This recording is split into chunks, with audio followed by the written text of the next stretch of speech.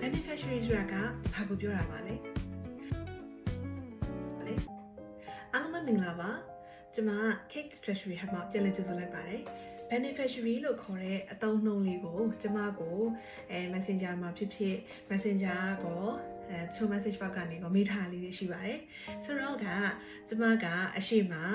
correspondent banking နဲ့ပတ်သက်ပြီးတော့ရှင်းပြခဲ့တယ် correspondent banking မှာအကောင့်တွေဖွင့်ကြတယ်လို့ပြောတယ်ဒါဆိုရင်ကျမတို့က correspondent banking ကိုလည်းသိပြီး Nostro Fosso ဆိုတဲ့အသုံးအနှုန်းကိုလည်းသိပြီးဖြစ်တဲ့အတွက် Nostro Fosso အကောင့်နေရာမှာတစ်ဆင့်ကျမတို့ကသက်ဆိုင်ရာ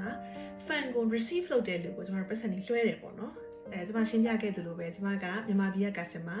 ဒါမှမဟုတ်ရန်ကုန်မြို့ရင်းထဲမှာရှိတဲ့ band တစ်ခုရဲ့ customer အခြားတစ်ဖက်မှာရှိတဲ့တဦးတစ်ယောက်ကိုကျမ payment ပေးစရာရှိလို့ပတ်စံလွှဲလိုက်ပြီးဆိုလို့ရှိရင်အဲ့ဒီအနေနဲ့မှာ ordering customer နဲ့ beneficiary ဆိုပြီးတော့ပေါ်လာပါတယ်ကျမခုနကပြခဲ့တဲ့ပတ်စံငွေလွှဲချင်ပါတယ်လို့ပြောလိုက်တဲ့လူက sender လို့ခေါ်တဲ့ ordering customer လို့ခေါ်ပါတယ်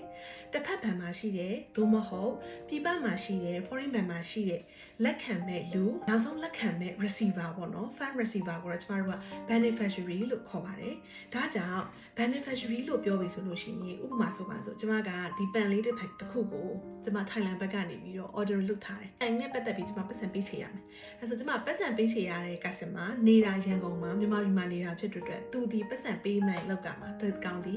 ordering customer လို့ခေါ်တဲ့ sender ပါ fund ကို sender လုပ်တာပါပတ်စံကိုပေးပို့တဲ့လူပါ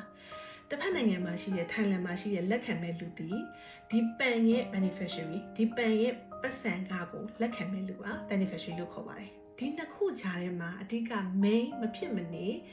လိုက်နိုင်ရမယ်မဖြစ်မနေမှားလို့မရတဲ့အရာရှိပါတယ်ဒါကတော့ beneficiary လို့ခေါ်တဲ့တစ်ဖက်နိုင်ငံမှာသို့မဟုတ်တစ်ဖက်ဘက်မှာရှိတဲ့လက်ခံမဲ့သူရဲ့beneficiary name ရဲ့ beneficiary ရဲ့ account number ရဲ့ဒီဘယ်တော့မှမှားလို့မရတဲ့အရာပါ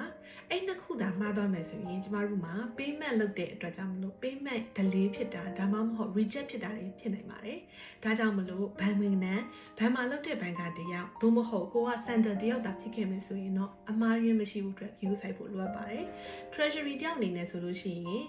customer ကcenter အနေနဲ့ ordering customer လောက်လာပြီဆိုရင်သူစီကသတ်မှတ်လာတဲ့သူတင်လာတဲ့ form မှာရှိတဲ့အချက်လက်တွေကိုက Swift လို့ခေါ်တဲ့ network ကတစ်ဆင့်တခြားနိုင်ငံကိုပေးချေရတာဖြစ်တဲ့အတွက်အဲ့နေရာမှာမှားယွင်းမှုမရှိဖို့အတွက်ကိုကအရန် view ဖို့လိုအပ်ပါတယ်။နောက်ပိုင်းမှာတော့ကျွန်မ Swift နဲ့ပတ်သက်ပြီးတော့ထပ်မံပြီးတော့ရှင်းပြပါမယ်ရှင်။ဒီလောက်နဲ့တော့ beneficiary ဆိုတဲ့အကြောင်းအရာလေးကိုနားလည်လိမ့်မယ်လို့မျှော်လင့်ပါတယ်။ကျေးဇူးတင်ပါတယ်ရှင်။